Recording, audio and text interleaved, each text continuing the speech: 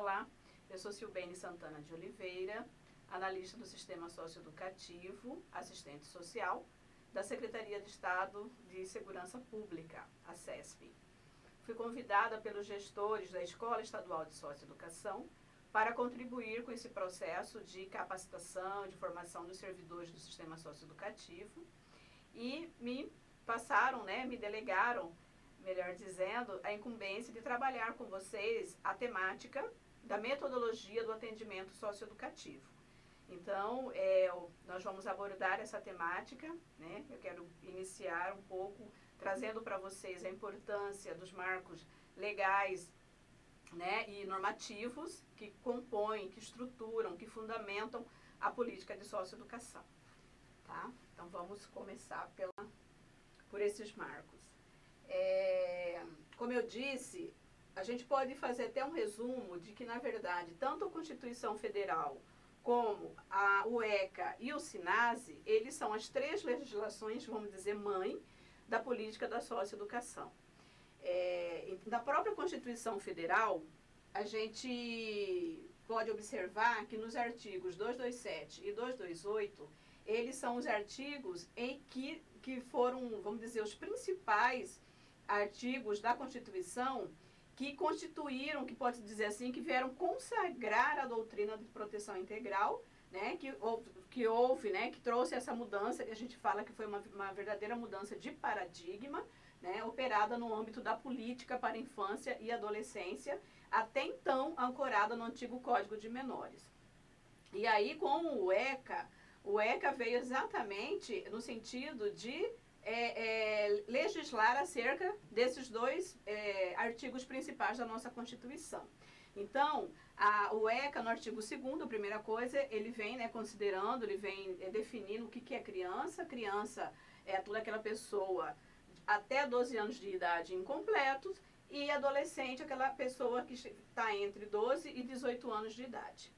O ECA também, ele é muito importante porque ele reforçou o papel da família, da sociedade, do Estado e acrescentou a comunidade como essenciais no processo de proteção integral. Por isso que a gente fala que é uma mudança de paradigma, porque enquanto no antigo Código de Menores a criança, o adolescente era considerado sem nenhum direito e a qualquer momento eles poderiam ser tutelados, eles eram a todo momento tutelados pelo Estado, porque caso uma criança fosse pega numa situação de estar na rua sozinha ou até mesmo no lugar sem um adulto, essa criança era levada para uma casa, por um abrigo, e essa família era a única responsável por aquela situação, como se a família fosse a única culpada de uma situação de precariedade econômica, de vulnerabilidade social.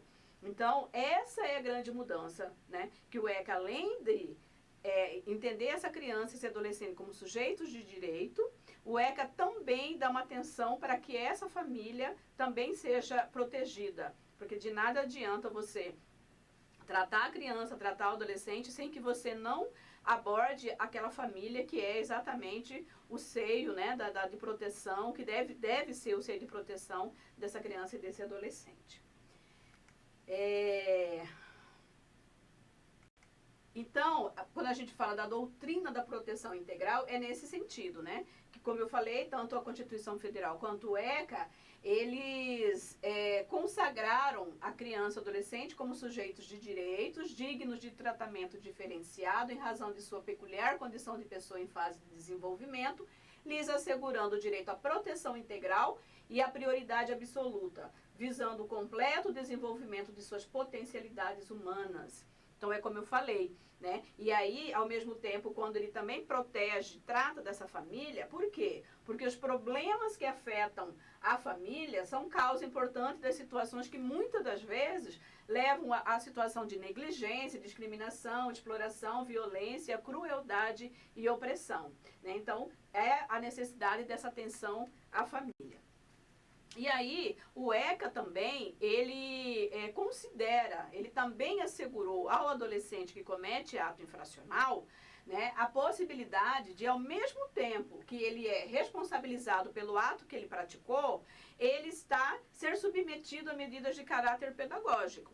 Então, quando a gente fala que o ECA é uma legislação completa, é nesse sentido, né? Que o ECA, ele aborda todas as situações, a proteção especial, né? E aí, o adolescente que comete um ato infracional também é sujeito de direitos, né? E aí, também, o ECA, ele protege e ele considera, né? E aí ele define no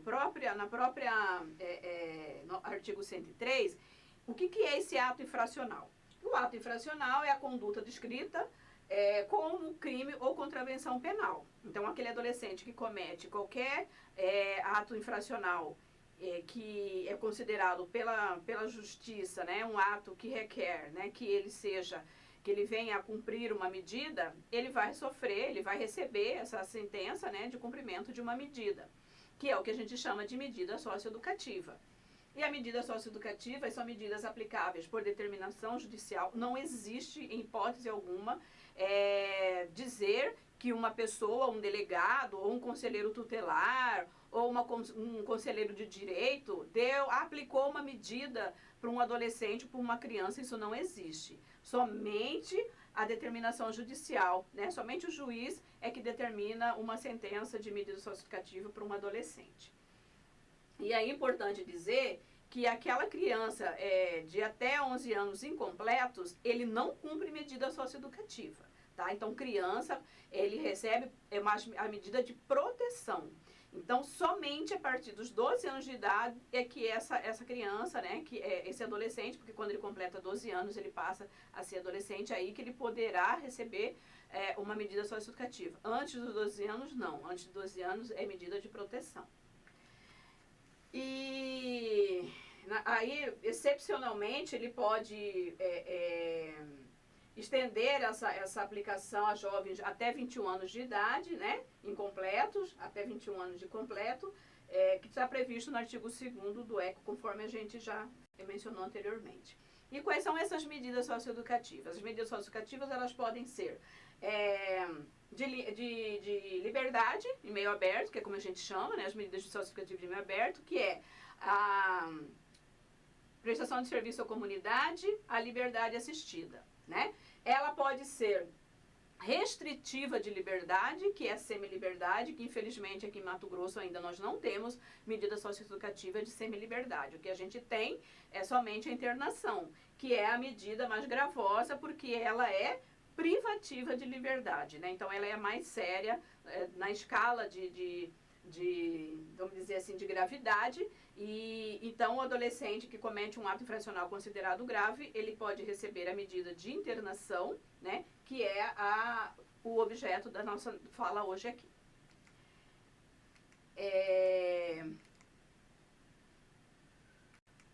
O SINASE vamos dizer assim, a lei, né, que regulamenta a execução das medidas socioeducativas destinadas ao adolescente que pratique ato infracional.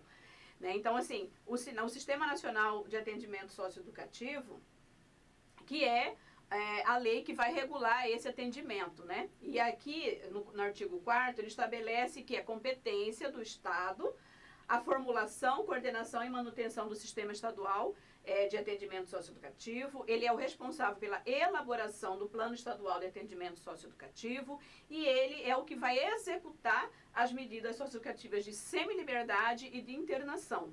Porque as medidas de meio aberto é de responsabilidade do município. E aí no artigo 8º do SINASE, quando ele fala dos planos de atendimento socioeducativo, ele já pontua que ele deve ser obrigatoriamente, ele tem que prever as ações articuladas nas áreas da saúde, da assistência social, educação, cultura, capacitação para o trabalho e o esporte, né? E nós aqui no estado de Mato Grosso, nós temos o plano decenal. O plano decenal é de 2015 e 2024 e ele foi elaborado exatamente na perspectiva da proteção integral e também o seu conteúdo, ele apresenta as ações todas articuladas nessas áreas pontuadas aqui no artigo 8º. Então fica já como uma sugestão, né, para que todos vocês possam ler e o plano estadual de atendimento socioeducativo está disponível no site da CESP. E ainda, quando a gente fala da medida socioeducativa, que é a que nós vamos trabalhar, é a que nós trabalhamos, né? Nós que estamos lotados nas unidades de atendimento socioeducativo ou nos centros de atendimento socioeducativo, que são os CASES, nós atuamos com essa medida. Nós poderíamos estar atuando também com a semiliberdade, mas como eu disse, em Mato Grosso ainda não tem semiliberdade. Então, nós atuamos, por enquanto, somente com a medida socioeducativa de internação em estabelecimento educacional.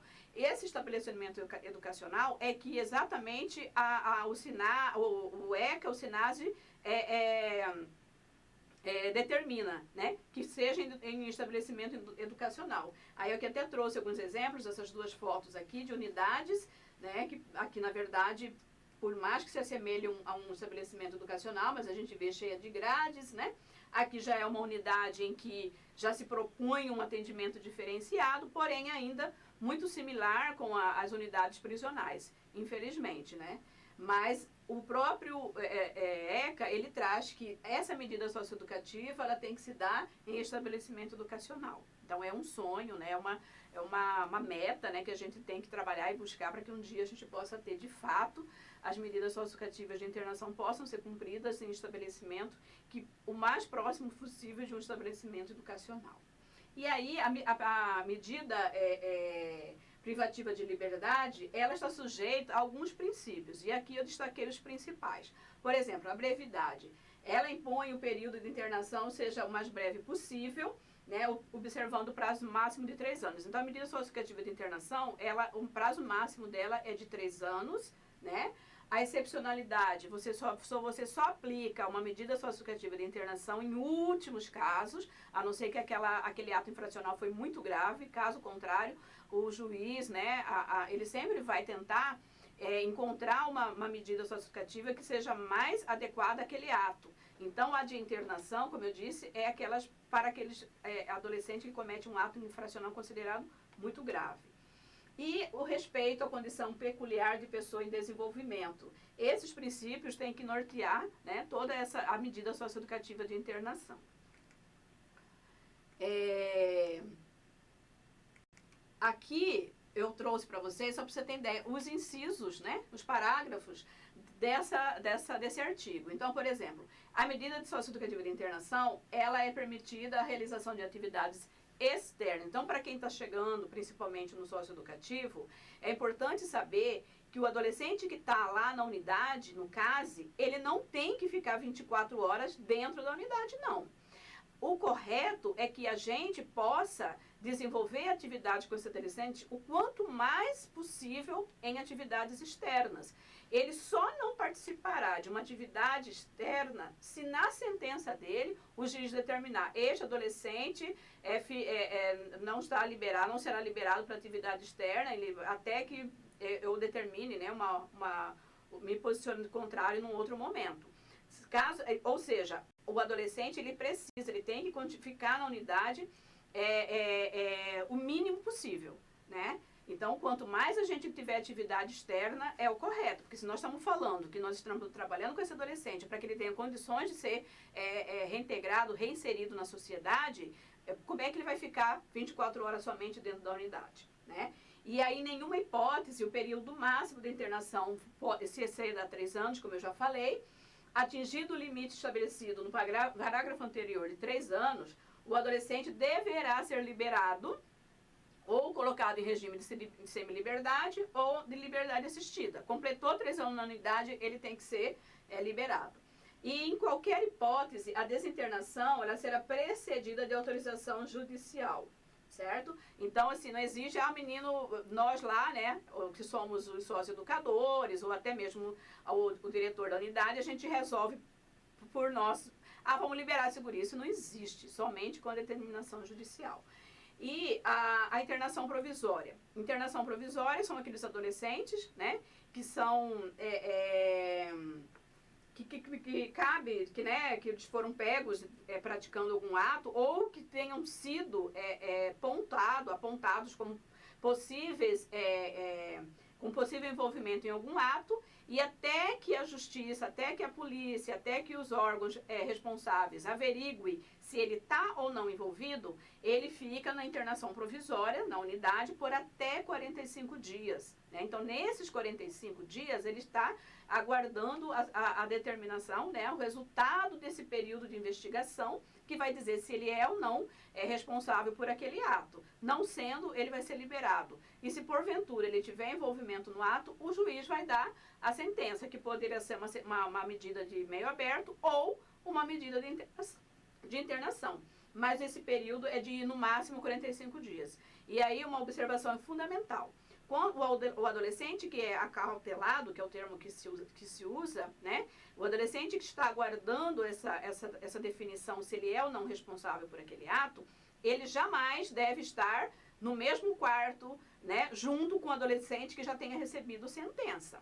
Mesmo que uma unidade, no mesmo espaço ali, tem que ter essa divisão. Quarto dos meninos que ainda aguardam uma decisão, né, dos órgãos competentes, e o outro quarto dos meninos que já receberam sentença. Isso é fundamental, porque um adolescente, muitas das vezes, ele está ali aguardando essas providências de investigação e aí decide, né, e aí chega à conclusão de que ele é inocente. Como é que você explica que esse menino tenha ficado por 45 dias num quarto com um adolescente, às vezes, latrocida, ou um adolescente que tenha cometido um ato, né, gravíssimo, um adolescente que tenha envolvimento com alguma facção criminosa? Então, essa responsabilidade é muito grave, né? É muito séria e a gente não pode jamais cometer essa infração de colocar no mesmo quarto, por exemplo, adolescentes que ainda não foram sentenciados. E aí, fundamental para nós que trabalhamos com a socioeducação, né, com o sistema socioeducativo, com o atendimento das medidas socioeducativas de internação, a gente se ater algumas conceitos, né, que a gente fala que são os conceitos norteadores de uma unidade socioeducativa. Deixa eu voltar aqui um pouquinho. Tá aqui, a socioeducação. O que é a socioeducação, né? Que a gente fala, a socioeducação. A socioeducação é o conjunto de programas, serviços e ações desenvolvidos a partir de articulação entre práticas educativas, demandas sociais e direitos humanos, que visa mobilizar nos adolescentes novos posicionamentos, certo? Então, todo mundo que trabalha com a medida socioeducativa, ele tem que ter, por função, por finalidade, ao meu fazer profissional, tem que estar aqui, ó, visando isso, essa mudança de posicionamento nesse adolescente, né? E o que é um socioeducador? Né? Nós que somos socioeducadores, todos nós que atuamos com a medida socioeducativa, que estamos servidores, somos servidores, né, da CESP e atuamos com o socioeducativo, nós somos todos servidores que ocupam mesmos cargos mais distintos na secretaria, nós somos socioeducadores ou socioeducadoras. Né? E aí a gente deve atuar para o desenvolvimento da ação socioeducativa de caráter pedagógico junto a esses adolescentes. E em nenhuma hipótese nós, socioeducadores ou socioeducadoras, devemos ter aquela leitura de trabalhar com adolescente numa concepção de que aquele guri é marginal, de que aquele menino é um bandido infrator, mas pelo contrário, a nossa atuação ela tem que visar a mudança, né? A gente tem que trabalhar para contribuir para que aquele adolescente tenha condições de uma nova perspectiva de vida, né? Que ele possa voltar para um ambiente saudável na sua comunidade. Então, a gente não pode, porque quando a gente faz esse tipo de abordagem com o adolescente, a gente está reforçando naquele adolescente uma visão de que ele já trouxe lá de fora, né? De exclusão, né? De discriminação, de preconceito. Então, a gente precisa literalmente banir de nosso vocabulário qualquer expressão que possa trazer, né, colocar aquele menino numa situação vexatória, numa situação discriminatória, né, enfim. E aí a disciplina também é um outro conceito fundamental para a gente, mas essa disciplina, que como o próprio Sinase aponta, ela tem que ser um meio para a realização da ação socioeducativa. Ela deve ser considerada como instrumento norteador do sucesso pedagógico, né, tornando o ambiente socioeducativo um polo irradiador de cultura e conhecimento. Então, a disciplina não é aquela disciplina que o guri tem que andar, né, com a mão com a cabeça para baixo, em fila, né, que não pode olhar do lado. Isso daí não é o que SINASE defende, o que o SINASE traz para a gente. O SINASE traz que a disciplina ela deve ter esta finalidade. E é este conceito de disciplina que nós devemos trabalhar e considerar nos nossos fazeres do dia a dia. E a segurança socioeducativa. A segurança, ela tem essa terminologia socioeducativa, porque essa segurança não é a segurança do sistema prisional. Esta segurança, não vamos nos esquecer, nós estamos falando de estabelecimento educacional, né? Nós estamos falando, tudo leva, todas as terminologias do trabalho que nós estamos desenvolvendo com a medida socioeducativa de internação, ela tem a ver com a educação, né? Então, aqui essa segurança, ela tem que ter esse olhar, ela tem que ter esse viés socioeducativo. Então, aqui no artigo 125 do ECA já fala que é dever do Estado zelar pela integridade física e mental dos internos, cabendo-lhes adotar medidas adequadas de contenção e segurança. Sob nenhum pretexto se justifica fazer da aplicação de medida socioeducativa um espaço de reprodução ou até mesmo de potencialização da violência. É preciso definir rotinas, formas de tratamento, modo de promoção do protagonismo juvenil e da gestão participativa na política socioeducativa. Então, a segurança não é aquela segurança ostensiva, aquela segurança de que o adolescente não tem direito nem sequer de receber uma visita, ou que ele vai ter os mesmos parâmetros que regem o sistema penitenciário.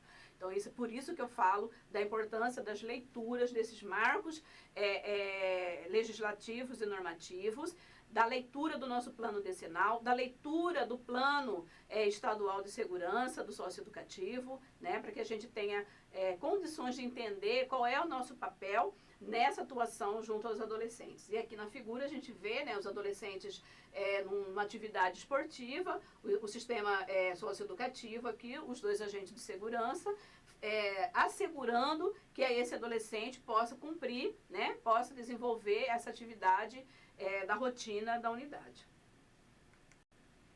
E a família, né? Isso aqui é outro conceito fundamental. Com que família nós trabalhamos? Então, todos nós, socioeducadores, precisamos entender que a família que nós vamos atender na internação, ela é aquela família, a concepção dessa família que nós defendemos, ela abrange a existência de vínculos, né, tanto da filiação legal, de origem natural ou adotiva, independente do tipo de arranjo familiar, onde essa relação de parentalidade e filiação esteja inserida, mas também a gente vai lidar com diversas outras relações de parentesco que compõem uma família extensa. Muitas das vezes você vai encontrar uma família de um adolescente que lá mora, né? O pai, né? Agora com a madrasta, e que essa madrasta trouxe para casa dela, né, mais 5 filhos, além dele, com os outros 2 irmãos, que aí o irmão dessa madrasta mora junto. Essas são as famílias, né, são esses arranjos familiares existentes, né, e isso não significa dizer que essa família é menos ou mais do que uma família que a gente, né, muitas das vezes fala que a família é papai, mamãe e filhinho, né. Essa família, ela é tão importante, né, nesse trabalho nosso, por isso ela precisa ser considerada, ela precisa ser respeitada, né? E é esta família que nós trabalhamos. Na sua maioria são com famílias extensas. Então é importante a gente conhecer, a gente se apropriar, né, desse conhecimento para a gente não cometer de maneira alguma nenhum tipo de discriminação, né? Então esse outro conceito é fundamental. E aqui, o terceiro ponto da ação socioeducativa, né, e aí a própria metodologia de atendimento, ela traz que a execução da política de atendimento socioeducativo, ela pressupõe e requer articulação orgânica e permanente entre todas as políticas sociais, né? E ela também, justamente, por quê, gente? Porque quando eu falei lá atrás que adolescente e criança e adolescente é de responsabilidade do Estado, da família, da comunidade, da sociedade, né? isso significa que não é só, o adolescente que está internado lá, ele não é só responsabilidade da CESP. O adolescente internado, ele é de responsabilidade de todos esses atores e, inclusive, de todos os entes. Ele é de responsabilidade do Estado, do município, né? Então, quando o SINASE muito sabiamente fala que para essa execução da política do atendimento socioeducativo, a gente vai se pautar o princípio, né, da incompletude institucional, é exatamente porque, se eu falei que ele é responsabilidade de todo, então como é que agora só uma pasta, só uma política vai ter que dar conta desse adolescente? Não, ele é de responsabilidade de todas essas outras políticas. Então é o que a gente fala que o princípio da incompletude institucional, né, é o princípio desse atendimento socioeducativo. Então, e ele traz aqui que para a gente desenvolver esse trabalho, a gente precisa construir essas interfaces com os diferentes sistemas de políticas. Então, um adolescente que vai precisar de saúde, não necessariamente ele tem que ficar dentro da unidade aguardando um médico que uma vez ou outra pode ir lá na unidade atender esse adolescente. Pelo contrário, o SINASE aponta, lembra que eu falei? Quanto mais, ele tem que sair, ele tem que participar, ele tem que acessar os equipamentos existentes na sua comunidade. Então, se ele tem algum problema de saúde, esse adolescente ele vai para a rua, ele vai para o programa Saúde da Família, ele vai para o posto de saúde, ele vai para a UPA, ele vai para o pronto-socorro, ele vai para o hospital da comunidade. Então, ele vai participar dos programas que estão disponíveis. Então, quando a gente fala dessa incompletude institucional, e aí quando a gente falou de construir o nosso plano decenal de atendimento socioeducativo, está lá as responsabilidades da SEDUC, da SES, da Secretaria de Cultura, da CECITEC, de todas as secretarias. Por quê? Porque esse adolescente ele não é só de responsabilidade da CESP, mas todas essas políticas devem convergir para que possa atender de forma integral a esse adolescente. Então, por isso, o princípio da incompletude institucional. Então, por isso, todos os servidores já sabem, chegando lá, esse adolescente ele vai ser atendido no CAPES, ele vai ser atendido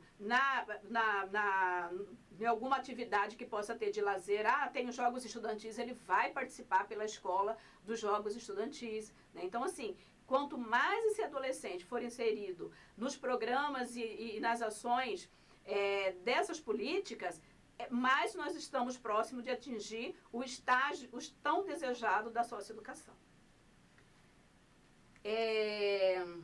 E aí, dentro desse atendimento, é o plano individual de atendimento desse adolescente. A gente chama Plano Individual de Atendimento, que é o PIA. Vocês vão ouvir muito falar do PIA, porque o PIA ele é o instrumento central de intervenção socioeducativa do adolescente. O adolescente entrou na unidade, ele recebeu a medida de internação, todos nós, né? Porque antes do PIA tem o estudo de caso. Nesse estudo de caso desse adolescente, todos participamos. Agente de segurança socioeducativo, né?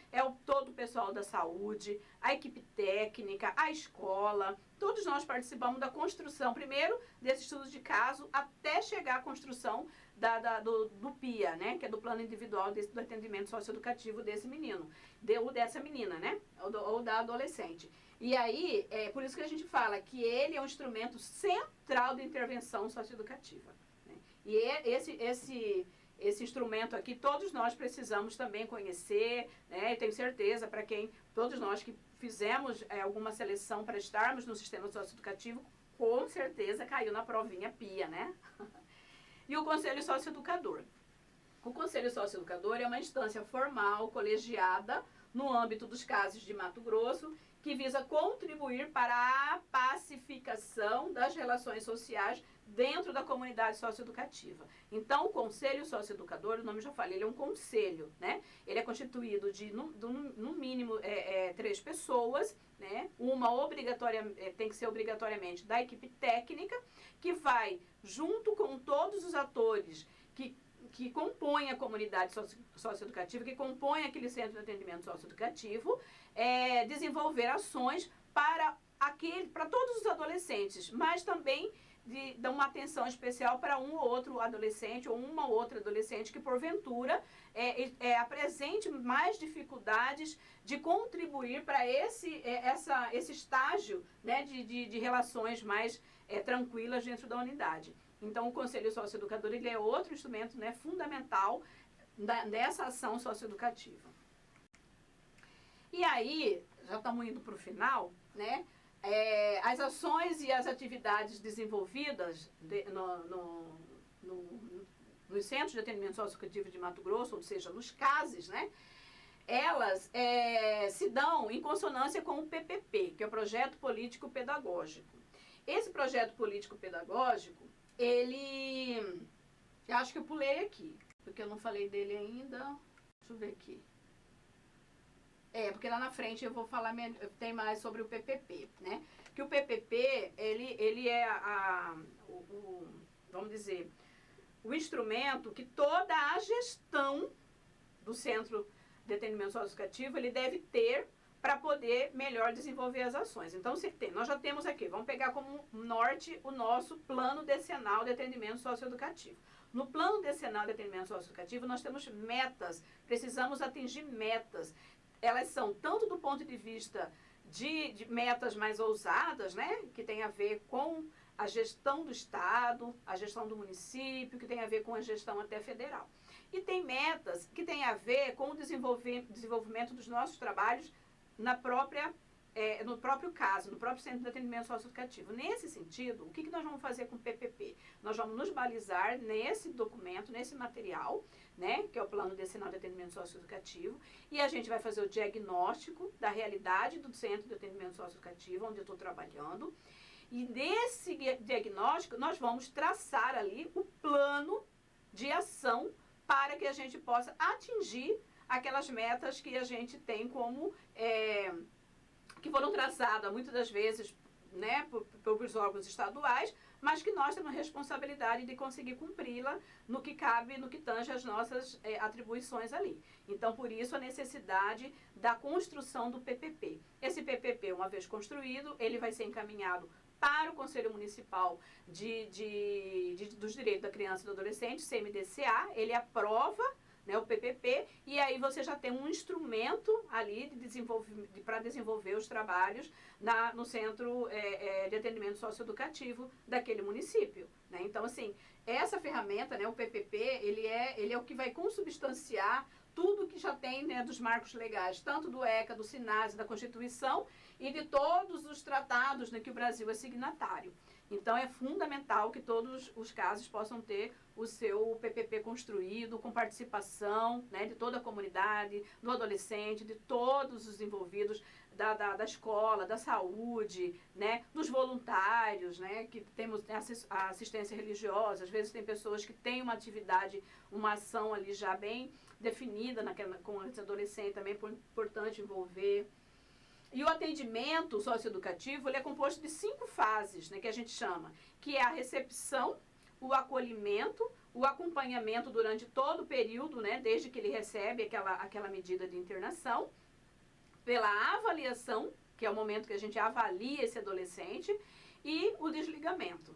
Então, são essas 5 fases que compõem esse atendimento, né? E a rotina, gente, como é que se dá essa rotina no ambiente nosso, né, de trabalho? Porque a rotina, ela só vai ter êxito quando você tem um PPP construído. Quando você tem ali, quando todo mundo sabe onde é que é a minha contribuição para que aquela rotina dê certo, para que aquele desenvolvimento das ações dê certo. Então, a rotina, tanto é que ela vem depois. Ela vem depois que você organiza, que você faz o diagnóstico, depois que você constrói o plano de ação, aí você começa a ver que a rotina, ela vai se dar de forma muito mais fluida, de forma muito mais tranquila.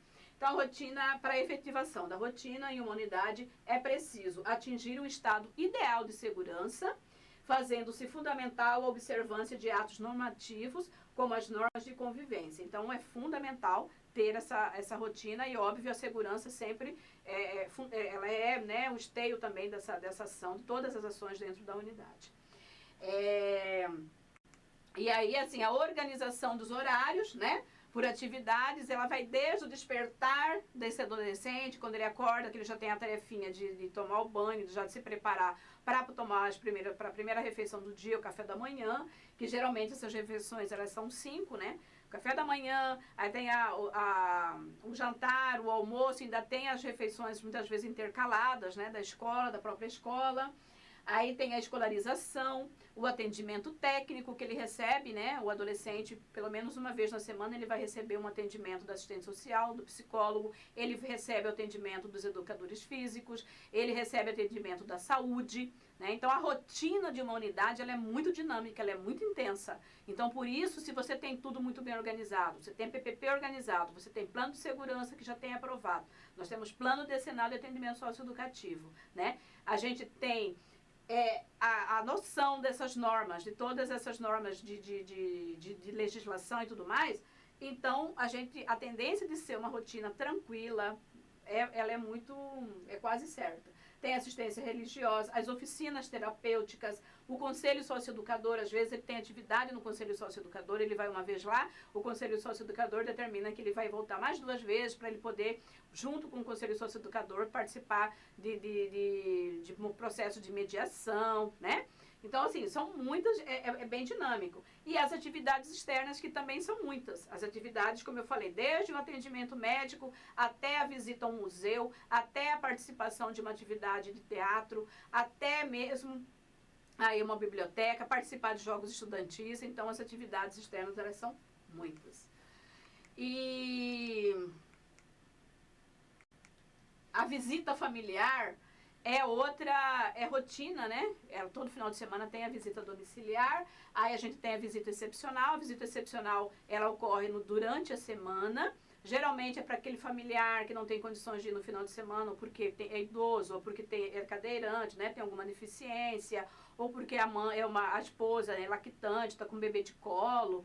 Enfim, a visita excepcional também faz parte dessa rotina. A visita de familiares do interior, né, tanto do interior do estado ou de outros estados, que também é feita, ela tem que estar, né, presente nessa rotina da unidade.